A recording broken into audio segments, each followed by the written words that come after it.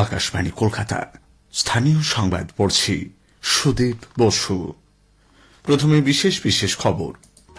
রাজ্যের সমস্ত সরকারি হাসপাতালে প্রতিটি বিভাগে কত বেড ফাঁকা রয়েছে তা ওয়েবসাইটে ডিজিটাল প্ল্যাটফর্মের মাধ্যমে প্রকাশ করতে নির্দেশ দিয়েছে কলকাতা হাইকোর্ট।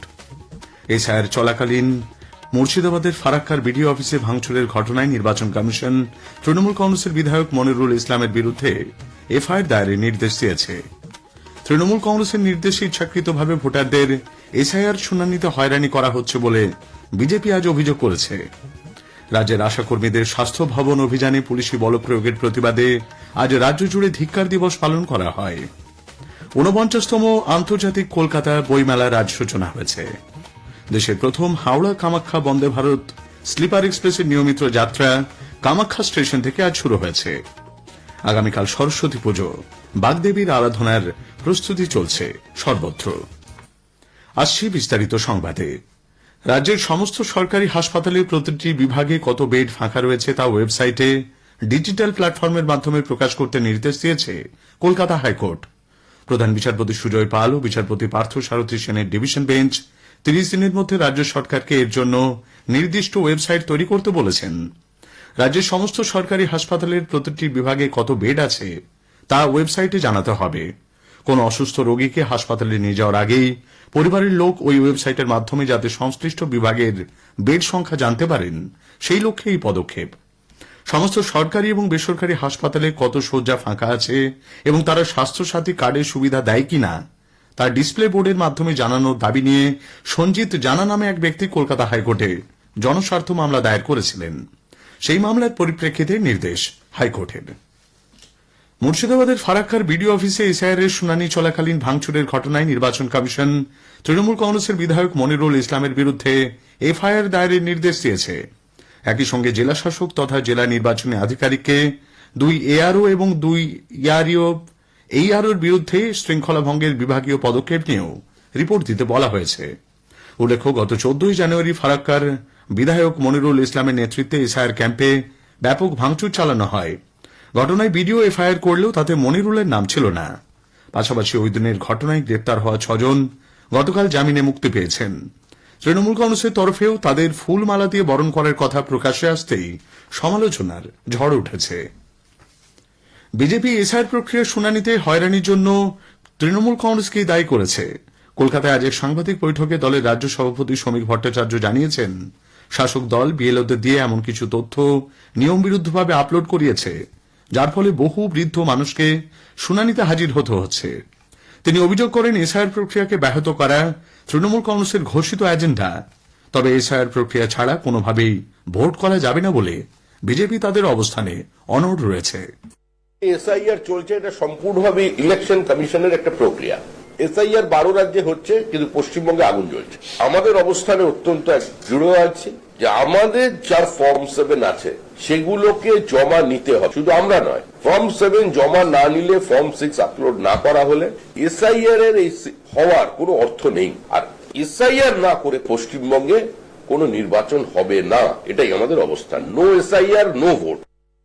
এদিকে আজ রাজ্য সরকারের শিক্ষা দপ্তরের প্রাক্তন বিশেষ সচিব অলোকেশ প্রসাদ রায়, বিশিষ্ট চিকিৎসক তপন কুমার রায় এবং স্টেট ব্যাংক অব ইন্ডিয়ার প্রাক্তন জেনারেল ম্যানেজার জয়প্রকাশ মিশ্র আনুষ্ঠানিকভাবে বিজেপিতে যোগ দিয়েছেন। রাজ্য সভাপতি শ্রমিক ভট্টাচার্য তাদের হাতে দলীয় পতাকা তুলে দেন। বিজেপির প্রাক্তন রাজ্য সভাপতি তথা কেন্দ্রীয় প্রতিমন্ত্রী সুকান্ত মজুমদার আজ দক্ষিণ দিনাজপুরের বুনিয়াদপুর পুরনো বাসস্ট্যান্ডে পরিবর্তন সংকল্প সভায় যোগ দেন। তিনি বলেন, মানুষের মধ্যে বিভ্রান্তি ছড়াতে ইচ্ছাকৃতভাবে ভোটারদের এসআইআর এর নোটিশ পাঠানো হচ্ছে।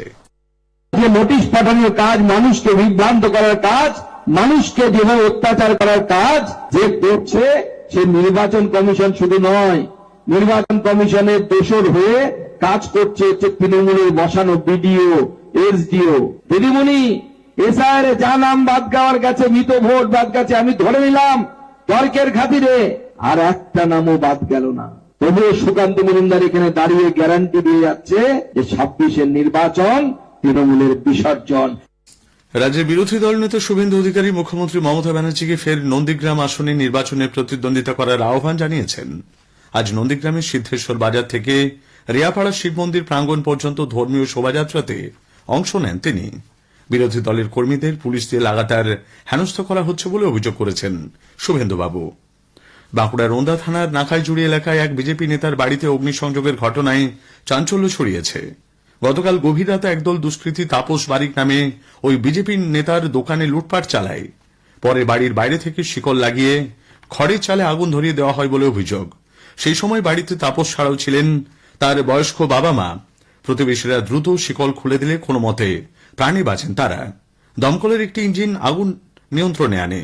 তৃণমূল কংগ্রেস আশ্রিত দুষ্কৃতীদের বিরুদ্ধে সপরিবারে হত্যার অভিযোগ উঠলেও শাসক দল তা অস্বীকার করেছে।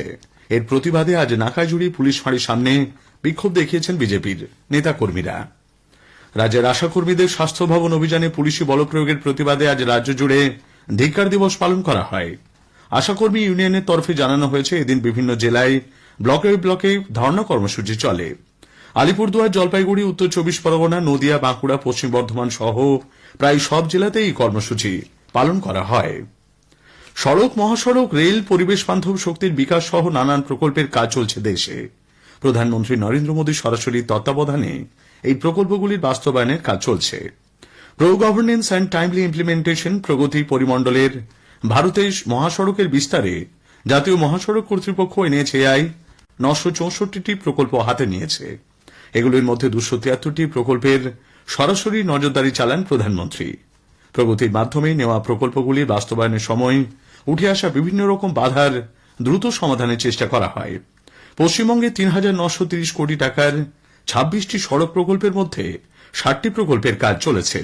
এ রাজ্যে সড়ক নির্মাণের সময় NHAI বেশ কয়েকটি বিষয়ে প্রতিবন্ধকতার সম্মুখীন হয়। পরবর্তী সময়ে কয়েকটি নিষ্পত্তি করে দ্রুত কাজ এগিয়ে নিয়ে যাওয়া হচ্ছে। আজকের প্রসঙ্গে শুনবেন কেন্দ্রীয় সরকারের 4 নতুন শ্রম কোডের পর্যালোচনা। আইন বিশেষজ্ঞ কলকাতার একটি বেসরকারি বিশ্ববিদ্যালয়ের আইন বিভাগের অ্যাসোসিয়েট প্রফেসর মৈনান রায়ের সঙ্গে কথা বলেছেন অভিরূপ ভট্টাচার্য। আকাশবাণী সংবাদ বিভাগ প্রযোজিত অনুষ্ঠানটি শুনবেন আজ রাত 8টায় গীতাঞ্জলি, ডিটিএইচ বাংলা, আকাশবাণী সংবাদ কলকাতার সোশ্যাল মিডিয়া প্ল্যাটফর্মে। স্থানীয় সংবাদ শুনছেন আকাশবাণী কলকাতা কেন্দ্র থেকে।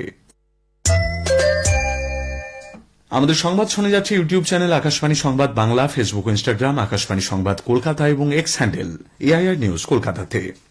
49তম আন্তর্জাতিক কলকাতা বইমেলার আজ সূচনা হয়েছে। সল্টলেকের বইমেলা প্রাঙ্গণের উদ্বোধন করেন মুখ্যমন্ত্রী মমতা ব্যানার্জি। প্রধান অতিথি হিসেবে উপস্থিত ছিলেন এবারের ফোকাল থিম কান্ট্রি আর্জেন্টিনার বিশিষ্ট সাহিত্যিক গুস্তাভো কানসোব্রে। রাজ্য সরকার 10 কোটি টাকা খরচ করে স্থায়ী বইবাজার বইতীর্থ তৈরি করবে বলে মুখ্যমন্ত্রী ভাষণে জানিয়েছেন। কলকাতা বইমেলায় লোকভবনের স্টল নম্বর E86 ঘুরে দেখার জন্য রাজ্যপাল CV আনন্দ বোস মানুষের কাছে আহ্বান জানিয়েছেন। আগামীকাল সরস্বতী পুজো। বাগদেবীর আরাধনায় ইতিমধ্যেই মেতে উঠেছেন সকলে। একটি প্রতিবেদন। সকাল হবার আগেই শুরু হচ্ছে পূর্ণিমা। এই মুহূর্তে শহর, মফস্বল অথবা গঞ্জের প্রতিটি বাজার ক্রেতাদের ভিড়ে জমজমাট। ধারাবাহিক মূল্য বৃদ্ধি তো আছেই, যা যে কোনো পুজোর সময় হলে মাত্রা ছাড়িয়ে যায়। তবু সাধ্যমতো বসন্ত পঞ্চমীর আবাহনে আপামর বাঙালি আয়োজন শেষ করতে ব্যস্ত। ঘরে ঘরে চলছে আলপনা, দোয়াত, কালী, পলাশ ফুল, বিভিন্ন বাদ্যযন্ত্র নিয়ে প্রতিমার সাজসজ্জা। স্কুলে স্কুলে সন্ধ্যার পরেও ছাত্রছাত্রীরা মণ্ডপ সজ্জায় ব্যস্ত রয়েছে। ফল ও ফুলের দাম শুনে ক্রেতারা ভ্রু কুঁচকেছেন। অন্যদিকে অনেক বাড়িতেই রয়েছে আজ গোটা রান্নার আয়োজন। সবজির বাজারও অগ্নিমূল্য। এরই মধ্যে প্রতিটি বাজারে চোখে পড়েছে হরেক প্রজাতির নতুন কুল, যা এই পুজোর অন্যতম উপাদান। কাশফিন নাহার, আকাশবাণী সংবাদ, কলকাতা। সরস্বতী পুজোয় রাজ্যের সর্বত্রই তাপমাত্রা আগামী দুদিনে আরও কিছুটা কমতে পারে বলে আবহাওয়া দপ্তরের পূর্বাঞ্চলীয় প্রধান ডক্টর হবিবুর রহমান বিশ্বাস জানিয়েছেন। হাওড়া কামাখ্যা হাওড়া বন্দে ভারত স্লিপার এক্সপ্রেসের নিয়মিত যাত্রা কামাখ্যা স্টেশন থেকে আজ শুরু হয়েছে। ট্রেনটি সন্ধে 6টা 15 মিনিট নাগাদ কামাখ্যা ছেড়ে আগামীকাল সকাল 8টা 15-তে হাওড়ায় পৌঁছবে। ফিরতি ট্রেন সন্ধে 6টা 20 মিনিটে হাওড়া থেকে ছেড়ে পরদিন সেটি আবার সকাল 8টা 20 মিনিটে কামাখ্যা পৌঁছবে। শেষ করার আগে স্থানীয় সংবাদের বিশেষ কিছু অংশ আরও একবার। রাজ্যের সমস্ত সরকারি হাসপাতালে প্রতিটি বিভাগে কত বেড ফাঁকা রয়েছে তা ওয়েবসাইটের মাধ্যমে প্রকাশ করতে নির্দেশ দিয়েছে কলকাতা হাইকোর্ট।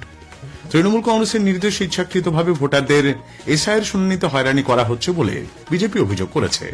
স্থানীয় সংবাদ শেষ হল।